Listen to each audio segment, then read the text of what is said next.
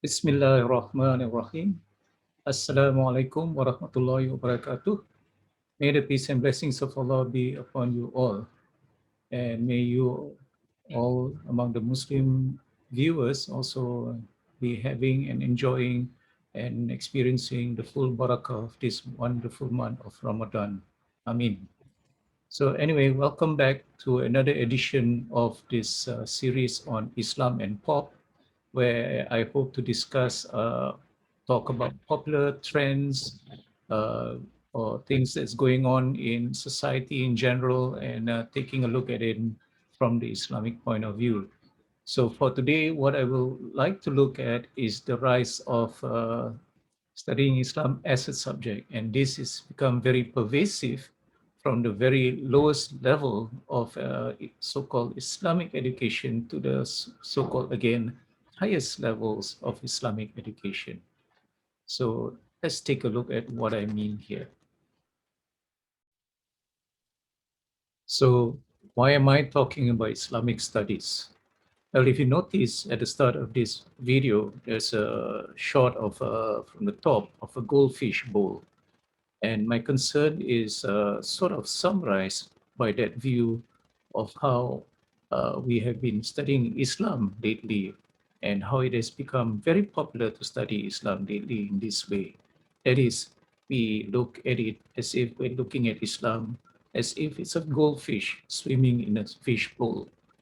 We may know what it does, we may be able to observe what the going ons in the fish bowl, what the goldfish does, but we are not the goldfish. And the purpose of Islam, if you like, to use the goldfish bowl as a metaphor, is that you're supposed to be that goldfish. That means you're supposed to live like a goldfish. And nothing, no amount of study can actually bring us to the level where we actually fully live the life of a goldfish. So, Islamic studies, as the name suggests, approaches the learning of Islam as an academic subject. And to illustrate this, I once heard a wise man told me of a story of a conversation he had with one so-called student of Islam, a Muslim. And he asked the student, so what are you doing? He says, oh, he's doing his master's in some Islamic studies course at some university. So then he asked again, this wise man asked the student again, then what do you want to do after you get your master's? And the answer was PhD. So you see, this is how we've become so obsessed with studying Islam as a subject that all we're interested in, it seems, on paper, literally, is that we're interested in getting the paper to show that we're intelligent in some way. So this state of affairs is not new, all right? And we've got many non-Muslims, actually, the Orientalists and the today's experts on Islam who are non-Muslims. They've studied Islam so deeply, they've understood it very well, even to some extent. And perhaps their knowledge may even go beyond the knowledge of the ordinary Muslim in this world. But the important thing is that for these people, they're not Muslims. So that means they've missed the whole point of actually learning about Islam. And you can name many such people who have written tons and tons of books, academic papers, and so on about Islam, but they're not Muslims. All right. And as far as we know, they have no intention of becoming Muslims, despite all that expertise and so called learning about Islam. This is what happens when you learn Islam in a very detached manner, learning it as an academic subject of study. And this approach to learning Islam is now quite pervasive from the most basic level all the way to, as I've indicated, to the PhD level. So it is about learning Islam as a subject instead of, as a wise man once told me, subjecting yourself to Islam. Okay, so you have kids going to madrasas, going to schools, and teenagers also who learn about Islam just exactly in this more or less in the same way that they learn about other subjects that they learn in their secular schools. So what they do is there's a lot of memorizing work, a lot of regurgitation, very little in terms of trying to convince themselves, or it's just trying to get them to be convinced about the deen itself. And I hope I am, and here of course I am saying also there are of course exceptions, but generally the whole system is actually a carbon copy of the secular system of studying a certain subject in school to be examined at the end of the year or termly, and to be given a certain figure as your mark of achievement at the end of the year, so that you can then progress to the next level. So this is what learning Islam as a subject has become, and it has become all pervasive, and it has gone all the way from the very lowest rung to the highest rung. And this is something that we have to change actually, because in this day and age of a lot of challenges, even more, right, our students of Islam should learn Islam, right, not as a subject, but they should actually subject themselves to the deen of Allah. So this has affected not only how Muslim students learn about Islam, but also how their teachers teach Islam. Again, I like to emphasize that there are always exceptions. There are exceptional teachers out there. But generally, the system doesn't encourage teachers who are exceptional. It only encourages teachers who would follow the system. And what is a system? Well, basically, you have a set piece of curriculum, and a certain number of hours needs to be done or covered. Certain amount of content must be taught in a certain fixed amount of time, and then after that, it will be examined in a usually a written exam. So this curriculum is rushed through. Doesn't matter as long as you cover the curriculum, you complete the curriculum in the allocated amount of time. So it becomes a race to finish the curriculum. And it is no wonder here, because the word curriculum also came from the Latin word, which means race course. You know, the race course, like if you've seen in the Ben-Hur movie where they go around in a chariot race round and round and round. So that is what curriculum is all about. Is at the end of the day, it covers the curriculum. As long as you cover the curriculum in time for the written examinations, then you're fine. And this is pretty sad, because traditionally, the learning of Islam is pretty organic. Students are taught only according to their level. That means if they, and when I talk about level here, I'm not talking about academic level. I'm talking about their level of understanding, how much they have understood, how much they have really absorbed, and only then you move on. All right. And this is pretty much an individualized thing. But of course, in today's system, here you can look at my other video on education through another brick in the wall. Okay, looking at education through the song "Another Brick in the Wall," you will see that today's system is a mass production system, which is an assembly line system that everybody has to go through, and everybody has got to go through the phases and complete within a fixed amount of time. So what happens is then the teachers would rush through the curriculum, and they also begin to think that they have taught, if the students can also regurgitate and memorize whatever that has been covered during that fixed amount of time that they've been given, usually an academic year or something like that. So, and and successful students are considered are the ones who have actually achieved maybe a distinction in the written exams, and these are the successful students. So what does it all mean? It means that that what we understand by learning has changed, especially with regards to learning about Islam. The goals have changed, the methods have changed, right?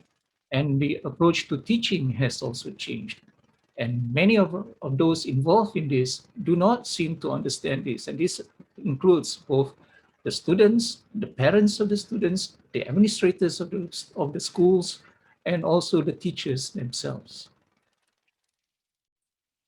And I've seen teachers who are teaching, or who are able to teach or who see no problem teaching students in Islamic studies kind of classes at the diploma level, certificate level, and so on.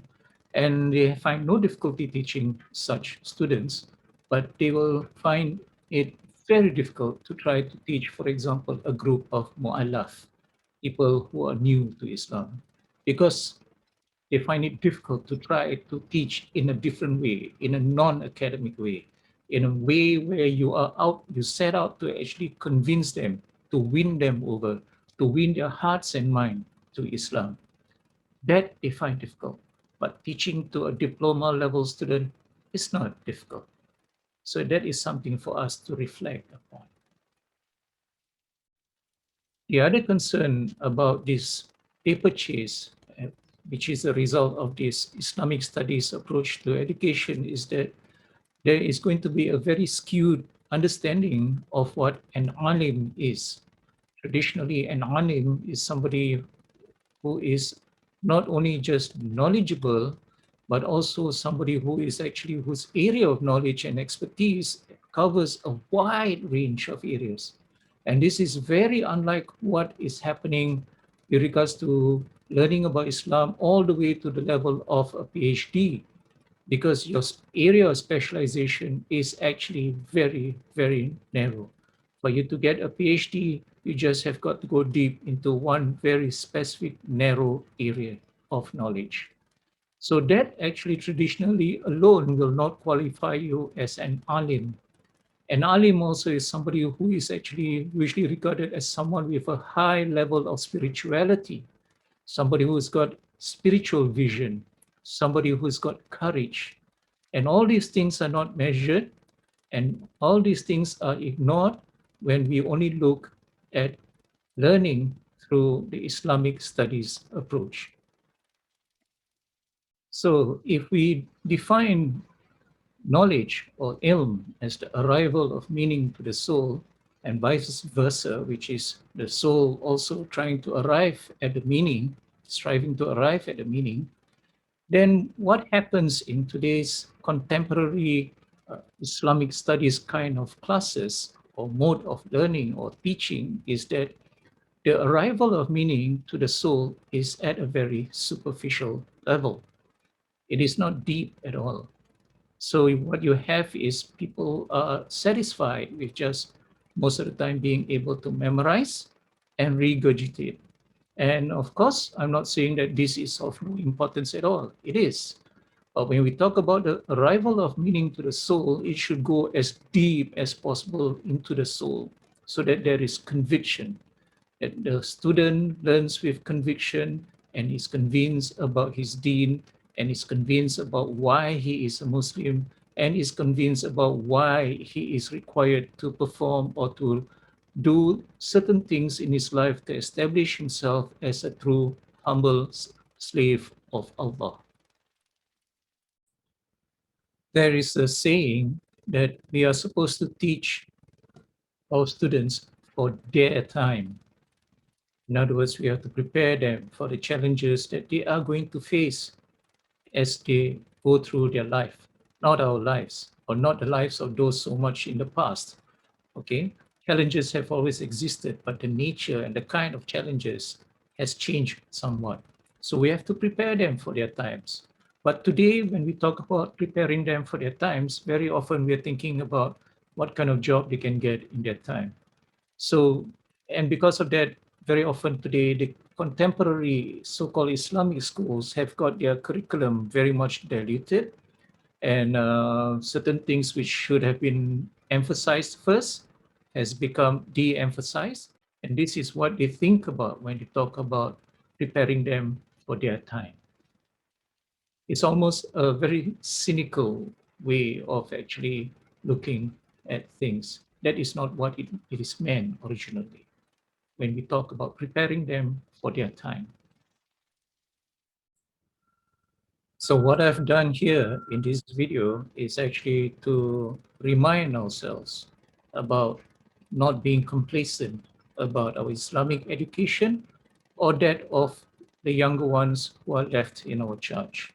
It doesn't mean that we go to something which looks like a place where you can get an Islamic education, then you will get an Islamic education. Very often, what we see or what is becoming very popular today, and that is why I've included this in the Islam and Pop series, is that very often these places are actually fossilized version of the real thing. So it's like looking at a fossilized fish, but then at the end of the day, it is not the fish. It is actually something which is pretty dead. And with that, we've come to the end of this edition of Islam and Pop. I hope you found it interesting and useful. And perhaps I will end now with a rephrasing of this famous quotation from Mark Twain, the American writer. And perhaps we should rephrase it as I have never let my schooling interfere with my Islamic education. So, wabillahi taufiq wal hidayah. Assalamualaikum warahmatullahi wabarakatuh. Until we meet again, inshallah.